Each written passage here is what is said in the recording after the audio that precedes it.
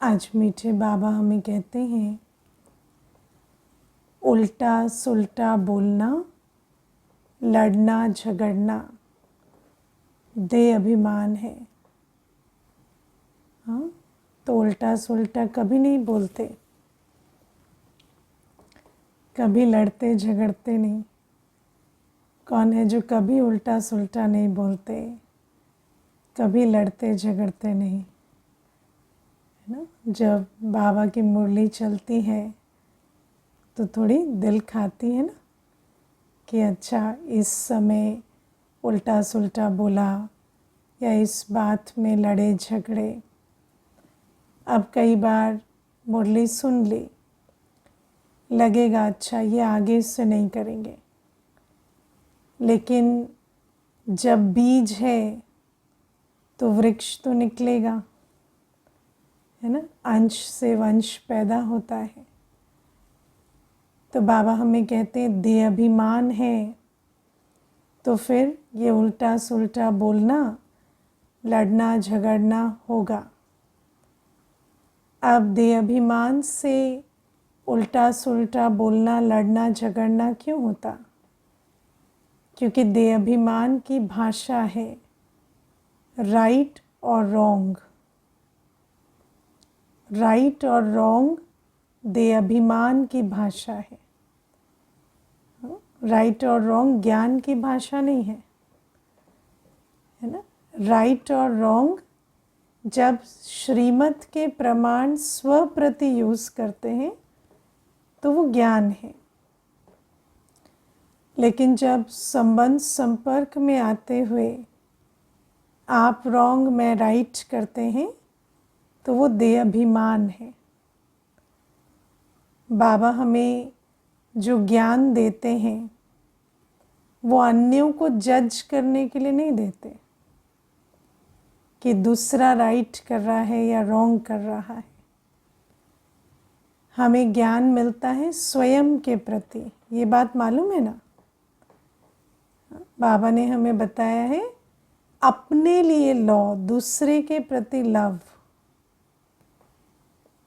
दूसरे के लिए लॉ नहीं, दूसरे के लिए सेवा करते हैं, उनको सुना देंगे, समझा देंगे बाबा जो कहता है, पर वो क्या कर रहे हैं उसे देखना, उसमें जाना कि आप रॉन्ग कर रहे हैं, मैं राइट कर रही हूँ, ये दे अभिमान की भाषा है। ये तो ज्ञान की बात हम कर रहे हैं। दुनिया में भी कहते हैं, ये दुनिया की कहावत है, you can either be right और हैप्पी। आप या तो राइट हो सकते हैं या खुश हो सकते हैं, क्योंकि जैसे ही आप मैं राइट और आप रॉन्ग में जाते हैं तो वहाँ दुख का बीज बोना, दुख देना दुख लेना शुरू हो जाता है। इसीलिए ये जो दे अभिमान की भाषा है कि मैं राइट हूँ आप रॉन्ग है, उसमें नहीं जाना है, क्योंकि बाबा ने हमें ड्रामा का ज्ञान दिया है। ड्रामा में हर आत्मा का अपना पार्ट है, हर आत्मा का part second by second drama में नोंद है। इसीलिए कोई राइट है या रॉन्ग है वो हम नहीं कह सकते, क्योंकि उसका अपना पार्ट है, उसका संस्कार, उसका कर्म उसके पार्ट अनुसार ही होगा। हम अपने प्रति सोचें कि मुझे बाबा से क्या शिक्षा मिली है, मुझे कैसे चलना है, मुझे क्या बनना है। मुझे अन्य के प्रति नहीं सोचना कि वो क्या कर रहे हैं, वो क्या बन रहे हैं। कई ऐसे भी इंतज़ार करते रहते हैं, गलत करने वाले के साथ गलत होगा, हम वेट कर रहे हैं, है ना। हम इंतज़ार कर रहे हैं, जिसने गलत किया है उसके साथ गलत होगा। आप क्यों इंतज़ार कर रहे हैं? है ना। तो उसका जो भी पार्ट है वो बजाएगा। हमें किसी को देखना, हमें तो किसी का भाग्य विधाता बनना, किसी के बारे में ये कहना कि इनका भाग्य ये बनेगा या ये गलत कर रहे हैं, ये सही कर रहे हैं, ये तो बहुत दूर की बात। हमें तो पर दर्शन पर चिंतन भी मना है। मुझे क्यों देखना है कोई क्या कर रहा है, मुझे क्यों सोचना है कोई क्या कर रहा है। मुझे नहीं देखना, मुझे नहीं सोचना। शिव बाबा कहते मुझे श्रीमत पर चलना है, मुझे बाबा ने जो मुझे सिखाया और उसमें से भी जो मेरी समझ में आया, क्योंकि जो बाबा सिखाते हैं वो पूरा हमारे समझ में नहीं आता। तो जो बाबा ने मुझे सिखाया और उसमें से जो मुझे समझ में आया वो मुझे करते रहना है। और मुझे किसी का चिंतन, किसी का दर्शन ये नॉट अलाउड है। तो बाबा कहते ये जो सारा लड़ाई झगड़ा उल्टा सुल्टा बोलना, इसका बीज क्या होता है? देह अभिमान। और देह अभिमान की ये भाषा कि मैं राइट हूँ, आप रॉन्ग हैं। बाबा कहते नहीं, हर एक का पार्ट अपना अपना है, कोई राइट या रॉन्ग नहीं है ना। आपको पता है एक मुरली में शिव बाबा ने महावाक्य उच्चारे हैं कि जो विनाश के निमित्त भी बनेंगे ना, उनको भी पाप नहीं चढ़ेगा, क्योंकि वो अपना पाठ बजा रहे हैं। तो विचार करो, इतना बड़ा विनाश होगा और उसमें भी कोई पाप की बात नहीं है, क्योंकि वो तो निमित्त बन रहे हैं। ड्रामा अनुसार विनाश होना ही है, तो वो जो भी सामग्री तैयार कर रहे हैं ड्रामा अनुसार कर रहे हैं, तो उनका कोई पाप नहीं बनता है ना। तो विचार करो कि हम किन चक्करों में पड़े हैं। वो ये रॉन्ग कर रहे हैं, वो रॉन्ग कर रहे हैं। नहीं, हमें ये अलाउड ही नहीं है, हमें सोचना ही नहीं। हमें बस मुझे क्या समझ में आ रहा है, मुझे क्या करना है। और जब आप किसी को रॉन्ग कहते हैं ना, जब अंदर संकल्प चलता है आप रॉन्ग हैं, तो फिर आपको उल्टा सुल्टा बोलना, आपका अपमान करना, वो सब राइट हो जाता है ना। फिर हमें जैसे लाइसेंस, हमने स्वयं को स्वयं लाइसेंस दे दिया कि अब हम इनको कुछ भी कह सकते हैं, कुछ भी इनके प्रति उल्टा कर सकते हैं। लड़ना झगड़ना, ऊंची आवाज़ करना या कुछ अपशब्द कहना, ये सब हमें राइट लगता है, क्योंकि हमारी ट्रेनिंग ये है कि राइट को रॉन्ग कहना रॉन्ग, लेकिन रॉन्ग को रॉन्ग कहना राइट। और रॉन्ग को रॉन्ग प्यार से तो नहीं कहेंगे, रॉन्ग को रॉन्ग को तो गाली ही दे के कहेंगे, तो राइट हो जाता है। ये हमारी रावण मत है, रावण मत ने हमें ये सिखाया है। तो इसीलिए मनुष्य ऊंची आवाज़ करने में, लड़ने झगड़ने में, उल्टा सुल्टा बोलने में शर्मिंदा नहीं होता। मुझे याद है एक बार एक युगल आए थे, तो सेंटर पर उस भाई ने उस माता को सामने, हमारे सामने इतनी गंदी भाषा में इतनी गालियाँ दी और ऐसे बात की। फिर मैंने उनको विदा कर दिया था। लेकिन वो आत्मा, देखो वो आत्मा इतना बड़ा, इतनी बड़ी जो बात है वो क्यों कर पा रही है, उसके अंदर वो इतनी श्योर है वो आत्मा कि मैं राइट हूँ और ये रॉन्ग है, कि उसको लड़ने झगड़ने में या उल्टा सुल्टा बोलने में कोई शर्म नहीं आ रही है ना। और वो मुझे बार बार कह रहे हैं कि आप देखो इनके जो कर्म है ना, ऐसे कोई भी इनके साथ यही करेगा। तो मैंने कहा अब उसका फैसला तो हम नहीं करेंगे, और अभी तो वैसे भी टाइम हो रहा है, आप घर में जाकर झगड़िए, यहाँ नहीं झगड़िए। तो हमने उनको भेज दिया, क्योंकि क्या है, ऐसे में हम कोई कोर्ट तो नहीं बिठाएंगे ना, आप राइट हैं आप रॉन्ग हैं। मैंने बोला आपको ज्ञान सुनना होगा तो आप आ जाइएगा, बाकी इसका फैसला तो हम नहीं करेंगे कि इनके साथ कोई क्या करता है या क्या नहीं करता। तो बाबा हमें कहते हैं मनुष्य आत्मा, देखो मनुष्य आत्मा कुछ गलत कर्म करती है तो छिपा कर करती, लेकिन उल्टा सुल्टा बोलने, लड़ने झगड़ने में शर्म क्यों नहीं आती? सबके सामने भी कर लेते हैं, क्योंकि इतना अंदर सोचते हैं ना, मैं राइट हूँ वो रॉन्ग है, तो रॉन्ग को रॉन्ग कहने में क्या शर्म है? तो ज़ोर ज़ोर से बोलो, है ना। तो इसीलिए ये लड़ना झगड़ना, जो अशोभनीय कर्म है, वो सारे करते हैं। इसलिए शिव बाबा हमें समझाते हैं कि हर आत्मा का अपना पाठ है। आप वो करो जो आपको समझ में आता है, जो आपको ज्ञान के आधार से ठीक लगता है। बाकी अन्य आत्मा क्या करती है, उससे आपका कोई लेना देना नहीं है।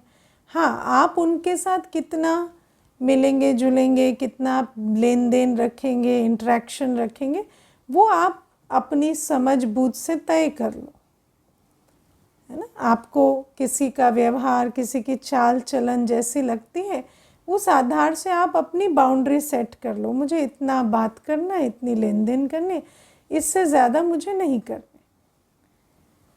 लेकिन ये कि मैं लड़ रहा हूँ, झगड़ रहा हूँ, वो राइट है, ये नहीं, है ना। हम अपनी बाउंड्री सेटिंग करें, हमें इतना ठीक लगता है, इतना मुझे कायदे प्रमाण लगता है, हम इस प्रमाण लेन देन करेंगे। इसलिए नहीं कि वो बुरे हैं, इसलिए कि हमारा संगम योग महत्वपूर्ण है। हम अपने स्वपुरुषार्थ और सेवा में हमारा समय शक्ति व्यस्त है, इसीलिए हमें उन बातों में नहीं जाना है। कोई व्यर्थ विस्तार में जाता है, हमें ज़्यादा नहीं एंगेज करना, हमें उसको उसके प्रति नहीं सोचना, वो बुरा है, वो ऐसा है, नहीं। हमें अपने प्रति सोचना है कि मेरा समय, मेरा संकल्प, मेरी शक्ति कहाँ सफल हो। मुझे किसी के लिए जज नहीं बनना, मुझे किसी के लिए, है ना जज बनना है, ना वकील बनना है, कुछ नहीं करना है मुझे। तो शिव बाबा हमें कहते हैं किसी से लड़ना झगड़ना, उल्टा सुल्टा बोलना, इसकी कोई आवश्यकता ही नहीं है। ये सब देहाभिमान के कर्म होते हैं, और जहाँ देहाभिमान होता है ये सारी बातें होती हैं। और जितना हम इस ज्ञान को घोटेंगे, आत्मा का ज्ञान क्या कहता है, हर आत्मा के अंदर पाठ नूंद है, हर आत्मा के अंदर पूरी रिकॉर्डिंग है। वो हर सेकंड, 5000 वर्ष के एक एक सेकंड वो आत्मा क्या पाठ बजाएगी, वो उसके लिए नूंद है। तो जो नूंद है उसको गलत या सही कहने से क्या होगा, वो तो उसका पाठ है। वो कल वही बजाएंगे, और आप अपना पाठ बजाओ, है ना। बहुत अच्छा इसमें एग्जाम्पल आता है, स्टेज पर डांस हो रहा है, तो सब अपना अपना डांस करेंगे।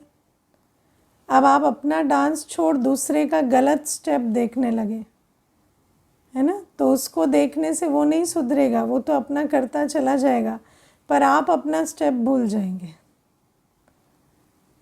है ना। लेकिन अगर वो करता रहे अपना, आप अपना करते रहो, तो डांस ठीक चलेगा, है ना। तो इसीलिए किसी के चक्कर में नहीं पड़ना, किसी की टक्कर में नहीं आना हमें, है ना। लड़ने झगड़ने की मुझे क्या पड़ी, मुझे क्या सिद्ध करना है, क्या जिद करनी। जो करे वो अपने भाग्य का मालिक है, उसका अपना ड्रामा है। हमें न सोचना है, न विचार करना है, न उनके प्रति कुछ उल्टा बोलना है, न कर्म करना है। और अपनी जीवन में अगर आप बहुत अच्छे चलेंगे, तो जिसकी तकदीर होगी वो प्रेरणा ले लेगा, है ना। किसी को क्या हमने प्रेरणाएं नहीं ली क्या? मुझे एक बार किसी ने पूछा था, आपको क्यों लगता है कि कोई आपके जीवन से प्रेरणा ले सकता है? तो मैंने कहा क्योंकि हमने ली है अनेकों के जीवन से। हम जब किसी को देखते हैं, रोज़ उठते नियमित, है ना, रोज़ सेवाएं करते, श्रेष्ठ जीवन जीते, तो हमें अच्छा लगा, हमने प्रेरणा ली। तो हम अपनी जीवन में ठीक से चलें तो कोई हमसे प्रेरणा क्यों नहीं लेगा? हम क्यों सोचें कि कोई देखेगा पर बदलेगा नहीं? हम भी तो बदले ना, किसी को देखकर बदले, किसी को सुनकर बदले। तो जब हम बदले तो इसका मतलब प्रेरणा तो मिलती है ना, नहीं मिलती तो हम कैसे बदलते? तो जब हम बदले तो अन्य भी बदलेंगे, उसी उम्मीद से चलना होता है। ठीक है ना। फिर बाबा प्रश्न है इसमें, बच्चों को जब कुछ समझाते हैं तो हम राइट है इसी एटीट्यूड से चलते हैं, इज इट राइट? नहीं, बच्चों को एटीट्यूड को राइट नहीं रख, एटीट्यूड में ये नहीं मैं राइट हूँ, एटीट्यूड में श्रीमत रखो। शिव बाबा ने ये कहा है, मैं सिर्फ निमित्त वो बात बच्चों को सुना रही है ना, मैं राइट हूँ नहीं। शिव बाबा की श्रीमत है, शिव बाबा का बच्चा है, शिव बाबा का बच्चा शिव बाबा की श्रीमत को रिजेक्ट कर दे, हम उसको कहने वाले कोई नहीं, हमें ऑफेंडेड फील भी नहीं करना है, हम सिर्फ निमित्त हैं। जो ज्ञान शिव बाबा का है, हमें तो ना अकल ना समझ, जो बाबा ने हमें कहा वो हमने किसी को सुना दिया। अब वो सुने ना सुने, जो करे अपनी बाप के श्रीमत का जो भी मान रखे, वो उसके ऊपर है, हमें उसमें नहीं जाना होता है ना। और फिर सबसे ज़्यादा ये जो बच्चे होते हैं, परिवार लौकिक सदस्य होते हैं, इनको समझाने से नहीं समझते, ये आपको सारे दिन देखते हैं, ये जो देखेंगे वो करेंगे, ये आपको सुनते नहीं है, ये आपको देखते हैं। जब आप किसी के सामने होते हो ना, तो आपको सुनेगा नहीं, वो आपको देखेगा। इसीलिए अपनी जीवन को दर्शनीय मूर्त बनाओ, है ना। तो इंग्लिश में कहावत कहते हैं कि the father says do as I say, but the child does as he does, not as he says. पिता कहता है जो मैं कहता हूँ वो करो, लेकिन बच्चा वो नहीं करता जो कहता है, वो करता है जो वो करता है। आपने छोटे छोटे बच्चों को देखा है, पिताजी टांग पे टांग चढ़ा के बैठे तो वो भी बैठे हैं, है ना। मैंने एक छोटे बच्चे को देखा, 4 वर्ष का बच्चा 2 तकिए लगा के सोफे पे बैठा था, पीछे 2 तकिए उसको रेस्ट के लिए चाहिए, है ना। ऐसे महाराजाओं की तरह बैठा था। तो मैंने उसे कहा ये 2 तकिए क्यों लगाए हैं, कमर में दर्द हो रहा है आपके? तो उसकी माँ कहती है इसका बाप भी ऐसे ही बैठता है ना। तो वो जैसे बैठता है ये वैसे बैठता है, उसको क्या पता कितने तकिए लगाने हैं या बिना तकिए के बैठना है।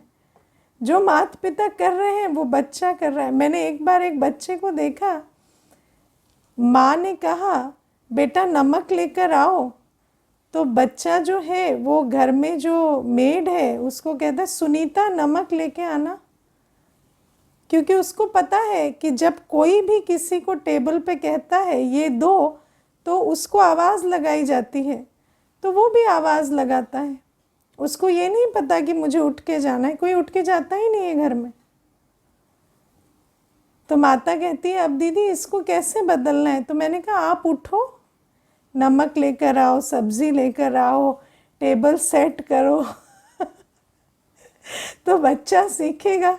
नहीं तो ऐसे सुनीता तो चला ही रही है ना। तो शिव बाबा हमें कहते हैं कि ये जो हमारे जो जितने भी हम संस्कार हैं, लौकिक परिवार में तो ज्ञान सुनाना ही नहीं चाहिए वो आपसे ज्ञान नहीं सुनेंगे, वो देखेंगे, है ना। जब 2 आँखें हैं तो देखेंगे ना। तो बाबा कहते हैं उनको तो जो आप करेंगे वो साथ में करेंगे, ठीक है ना। अब आज फिर प्यारे बाबा हमें कहते हैं जब दुश्मन किसी पर वार करना चाहता है तो उसे अकेला कर देता है ना। इसीलिए माया भी हमें वार करती है तो पहला संकल्प क्या आता है? मैं अकेला हूँ, अकेली हूँ, लोनलीनेस, है ना।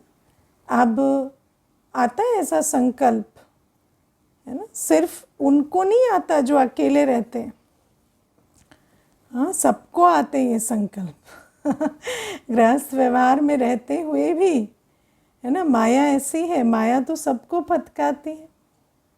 तो ये संकल्प आते हैं मैं अकेला हूँ, अकेली हूँ, वहीं से माया का द्वार खुलता है। और जैसे ही संकल्प आता है ना मैं अकेला हूँ, तो ढूंढना शुरू हो जाता है देहधारी साथी, है ना। और जिस वाइब्रेशन से आप ढूंढेंगे ना वैसा ही वाला मिलेगा।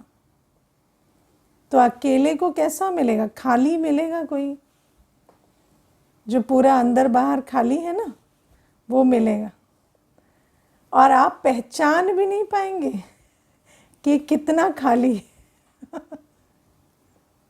क्योंकि आंखों पे तो पर्दा पड़ा हुआ है ना कि मैं अकेला हूँ। तो अकेले को ऐसे ऐसे फिर बहुत आकर्षक लगते हैं, है ना। हम तो कभी कभी किसी को देखते हैं ना कि किसी के लिए बहुत तंग हो रहे हैं या परेशान हो रहे हैं, तो हम उनको पूछते हैं ये आपको मिले कैसे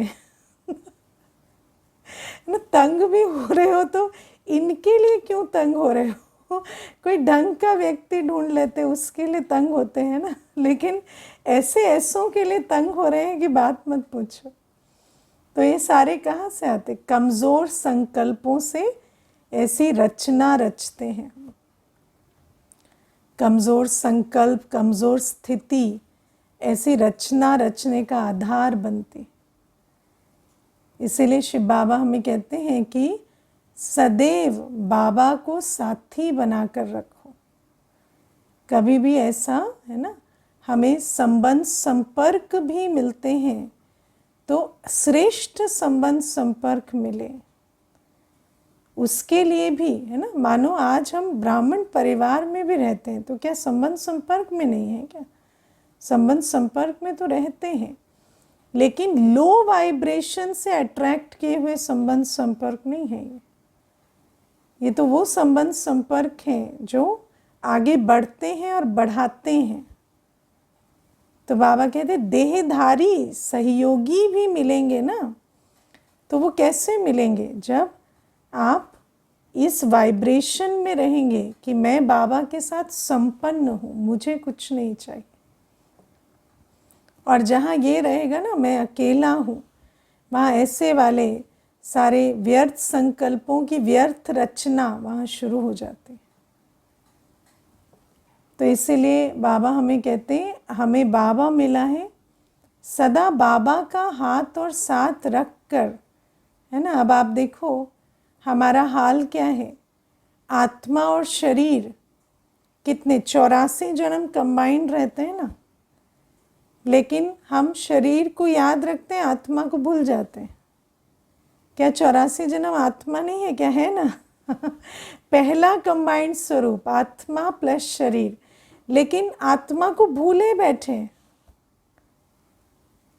ना। कैसी अवस्था होती है आत्मा की। तो बाबा कहते हैं जैसे आत्मा और शरीर कंबाइंड है पर तुम भूले बैठे थे आत्मा को, ऐसे अभी शिव बाबा और आप कंबाइंड हैं। जब से शिव बाबा हमारे जीवन में आते हैं, शिव बाबा मेरा सदा साथी, सदा सहयोगी है। लेकिन भूलेंगे तो फिर भूल जाएंगे तो कुछ नहीं है ना याद है तो सब है, स्मृति है तो शिव बाबा सर्वशक्तिवान के साथ है, और विस्मृति है तो कुछ भी नहीं। इसलिए बाबा कहते हैं जैसे मैं आत्मा हूँ, बार बार याद करना पड़ता है। शरीर के ब्रेन के मध्य आत्मा बैठी है, ये बार बार याद दिलाना पड़ता है। इतना याद दिला दिला के स्मृति स्वरूप बनना पड़ता है। ऐसे ही बाबा के साथ मैं कंबाइंड हूँ, मैं हूँ, जैसे मैं आत्मा हूँ ऐसे मैं बाबा के साथ हूँ, लेकिन उसको स्मृति में रखना पड़ता है, क्योंकि समर्थी स्मृति से आती है ना। कोई भी चीज़ है इससे ताकत नहीं आती आपको, जब आपको याद आ जाता है ना मेरे पास है तो ताकत आती।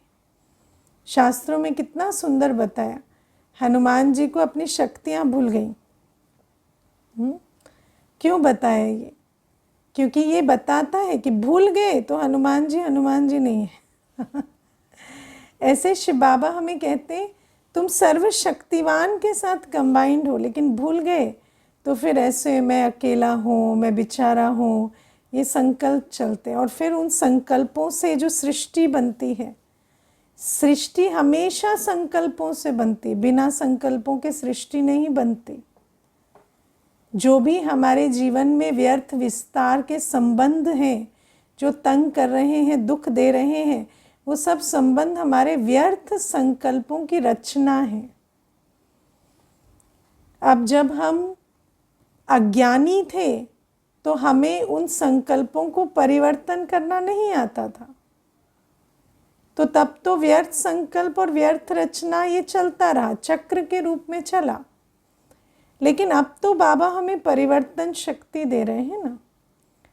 अब अपने को सदा बाप के साथ कंबाइंड अनुभव कर हमें माया के इस गेट को बंद करना है। मुझे याद है जब शुरू में मैं सेवा में आई तो क्या होता, ऑफिस भी करो सेवा भी करो तो थक जाती थी, है ना, इतनी ताकत भी नहीं होती थी। तो मैं रोज़ बाबा को अर्जी डालती थी, बाबा मुझे एक बहन चाहिए, बाबा मुझे एक बहन चाहिए, है ना। तो फिर ऐसे रोज़ अर्जी डाले। फिर एक दिन मैं बड़ी दीदी के पास गई तो मैंने, दीदी बोलती कि और मन में क्या चलता है आजकल। तो मैंने कहा आजकल तो एक ही मेरा स्वर चलता है, मुझे एक बहन चाहिए, बहन चाहिए। तो दीदी मुझे कहते हैं हाँ ठीक है, जो हिसाब किताब वाली होगी आपके साथ वो आ जाएगी।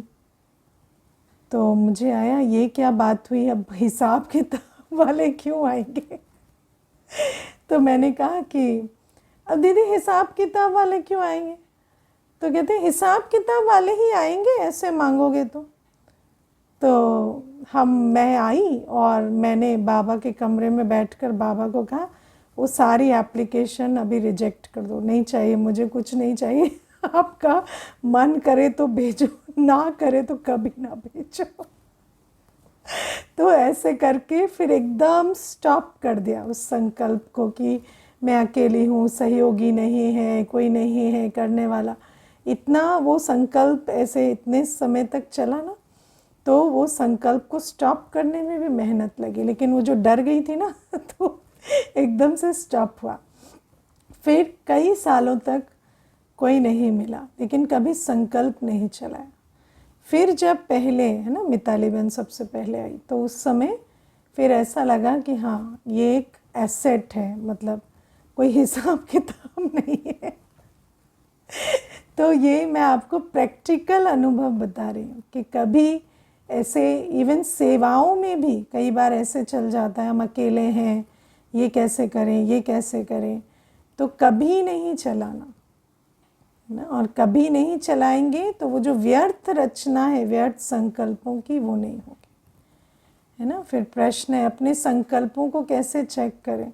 मुझे तो एक दो संकल्प पता चलता है, फिर कुछ याद नहीं आता, है ना। चेक तो आपको खुद ही करना पड़ता है, जितना अंतर्मुखी होंगे उतना चेक होगा, है ना। और दूसरा है जो आप बोल रहे हैं, जो आप कर रहे हैं, कई बार संकल्प जब वाणी में आते हैं तो सुनो अपने आप को क्या कह रहे हो, है ना। बार बार चिंता की बातें व्यक्त हो रही हैं, भय की बातें व्यक्त हो रही, कन्फ्यूजन की बातें व्यक्त हो रही, तो संकल्पों की क्वालिटी वैसी चल रही है ना। तो वाणी में भी आता है तब भी चेक करो, अंतर्मुखी जितना रहोगे तो संकल्पों को चेक कर पाओगे, ठीक है। फिर प्यारे बाबा आज हमें दो बातें बहुत अच्छी समझाते हैं कि एक सब्जेक्ट होती है पुराने विकर्म विनाश करने की, दूसरी होती है आगे का भाग्य बनाने की। अब बाबा कहते तुमने धन लगाया, धन सफल किया, डायरेक्ट ईश्वर के प्रति किया, उसका तुम्हें 21 जन्म का पदम गुणा मिलेगा, पर वो सब्जेक्ट अलग है। लेकिन जो तुमने 63 जन्म किया उसका क्या, है ना। जो अभी करेंगे उसका तो मिलेगा, लेकिन वो जो 63 जन्म किया उसका क्या। तो उसके लिए योग के सिवाय कोई विधि नहीं है। और बाबा कहते सिर्फ योग से ही विकर्म विनाश होंगे। तो 3 सब्जेक्ट जो हमारी है, देखो पहली जो सब्जेक्ट है पढ़ाई की, तो ज्ञान की जो सब्जेक्ट है, तो ज्ञान से हमें योग का भी ज्ञान मिलता है, धारणा का भी ज्ञान मिलता है, सेवा का भी ज्ञान मिलता है। बिना ज्ञान के तो ना आप योग कर सकते, ना धारणा कर सकते, ना सेवा कर सकते। तो ज्ञान की सब्जेक्ट तो फाउंडेशन है। फिर जो 3 सब्जेक्ट है, तो योग से पुराने विकर्म विनाश होते हैं, धारणा के बल से नए विकर्म नहीं बनते हैं, और सेवा से नया पुण्य का खाता जमा होता है। इसीलिए ये तीनों सब्जेक्ट पर अटेंशन देनी पड़े। कई बार व्यक्ति सोचता है सेवा कर रहे हैं ना, तो सेवा से ही पुराना पाप कट जाएगा। नहीं, पुराना नहीं कटेगा, है ना। कितना भी सेवा करेंगे आप, है ना, लेकिन वो जो डर है कि रोग ना हो जाए, कर्म भोग ना आ जाए, वो डर क्यों बना रहता है? क्योंकि विकर्म विनाश नहीं हुए, ना। कई बार सेवा करते रहते हैं और फिर संकल्प क्या रहता है, कोई कर्म भोग सामने ना आए। और नियम तो ये कहता है ना कि जिस चीज से आप भागते हैं वो आपके पीछे भागती है। तो जितना कर्म भोग सामने ना आए, उस कर्म भोग को ही इतना योग की सकाश दिए, वो आएगा, बढ़ बढ़ के आता है ना। तो सेवा करने से नया पुण्य का खाता बनता है, लेकिन जो विकर्म विनाश है वो योग से करने पड़ते हैं। अब विकर्म विनाश माना क्या होता है? दो बातें होती हैं। एक होती है कि जब कोई पुराना विकर्म सामने आता है। पुराना विकर्म किस रूप से सामने आता है? सबसे पहला शारीरिक बीमारियां, दर्द, शारीरिक कष्ट, है ना। और शरीर का कष्ट बहुत बुरा कष्ट होता है ना। तो जो इतनी बीमारियों से मनुष्य गुजरते हैं तो बहुत कष्ट होता है। तो वो जो कर्म भोग है, मुख्य कर्म भोग यही होता है। बाकी तो धन आदि की समस्याएं या जो संबंध में समस्याएं, वो इतनी बड़ी बात नहीं होती। उसको तो आप थोड़ा सा एटीट्यूड सेट कर लो तो ठीक हो जाएगा। लेकिन शारीरिक कष्ट, ये बड़ा कर्म भोग का पेपर होता है। तो जब ये कर्म भोग सामने आता है तो आपको बहुत शक्ति चाहिए, बहुत सहन शक्ति चाहिए, बहुत समाने की शक्ति चाहिए, बहुत सहने की शक्ति चाहिए। जब वो शक्ति नहीं होती तो कर्म भोग बहुत बड़ा लगता है। और योग से सर्व शक्तियां मिलती। तो एक तो ये होता है कि उस कर्म भोग की नेचर क्या होती है? कर्म भोग आता है, जितने समय उसको रहना है रहेगा और जाएगा। आप उस जो है चाहेंगे आज आया कल चला जाए, नहीं जाएगा। जो उसकी अवधि है उतनी अवधि कर्म भोग रहेगा और जाएगा, है ना। अभी आप देखो, सर घूमने लगता है, वर्टिगो होता है ना। सर घूम रहा है तो घूमता ही चला जा रहा है, सब कुछ घूम रहा है ना। अब सप्ताह भर घूमना है तो उसको घूमेगा ना उसका कुछ नहीं कर सकते। दवाई भी खाए तो भी घूमता है। तो बाबा हमें कहते हैं कर्म भोग जब सामने आता है तो हमें बहुत शक्ति चाहिए उस कर्म भोग को पार करने के लिए। और दूसरी बात, कर्म भोग जब सामने आता है तो नए विकर्म ना बन जाए, है ना। क्योंकि जब कर्म भोग सामने आता है तो कई प्रकार के व्यर्थ संकल्प, कमज़ोर संकल्प चलते हैं। शारीरिक रोग बहुत समय रहे तो वो मानसिक रोग भी पैदा कर देता है, होता है कि नहीं। मनुष्य आत्मा बहुत समय शरीर की व्याधि से गुजरती है तो डिप्रेशन हो जाता है, एंजाइटी हो जाती है। आजकल तो डॉक्टर शरीर की बीमारी की दवाई देते तो साथ में एंजाइटी पिल जोड़ देते हैं, क्योंकि उसको पता है कि इसके साथ ये होगा इनको, है ना। बिना पूछे प्रेस्क्रिप्शन में ही दे देते हैं। आप देखेंगे 2 दवाइयाँ बीमारी की दी है तो एक एंजाइटी की दे दी है उसने, तो बाबा हमें कहते हैं कि ये जो मानसिक रोग में ना बदल जाए, क्योंकि शरीर का तो प्रॉब्लम है सो है, अभी वो जब मन का प्रॉब्लम बन जाता तो और मुश्किल ना, ब्रेन का प्रॉब्लम बन जाए और मुश्किल। तो शिव बाबा हमें कहते इतना योगी बनना है कि पुराने विकर्मों को चुक्त करते नए विकर्म, मनसा में चिंता, भय, कंप्लेंट, है ना, मुझे ये नहीं पूछ रहा, वो नहीं पूछ रहा, हमने इनका इतना किया, हमने उनका उतना किया, आज वो हमें पूछते नहीं, आज हम अकेले पड़े हैं, आज हमारा कोई ध्यान नहीं रखता, इन बातों से भी बहुत स्ट्रगल करते हैं। तो वो सारा ना हो, उसके लिए योग बल चाहिए। इसी को कहते हैं विकर्म विनाश करना, क्योंकि पुराने पाप असह्य होते हैं तो नए पाप बनाते हैं, है ना। और फिर धारणा का बल, पवित्रता का बल, श्रीमत का बल, ज्ञान का बल, दुआओं का बल, ये बल भी हमें चाहिए। सिर्फ योग बल से नहीं, लेकिन श्रीमत का भी बल होगा, है ना। आत्मा, कितनी भी शरीर का पेपर आया, संबंध का पेपर आया, आत्मा अपना डिसिप्लिन बनाई, मुझे इतने बजे उठना है, योग करना है, अमृत वेला उठना है ना, क्लास करनी है। ये जो श्रीमत का बल है, ये भी हमें नए पाप करने से बचाता है। हमें जो ज्ञान का बल है वो भी बचाता है कि नहीं, मैं कौन हूँ, मुझे क्या बनना है, मुझे क्या करना है, उसको बार बार स्वदर्शन करेंगे तो वो भी आपको नए पाप से बचाता है।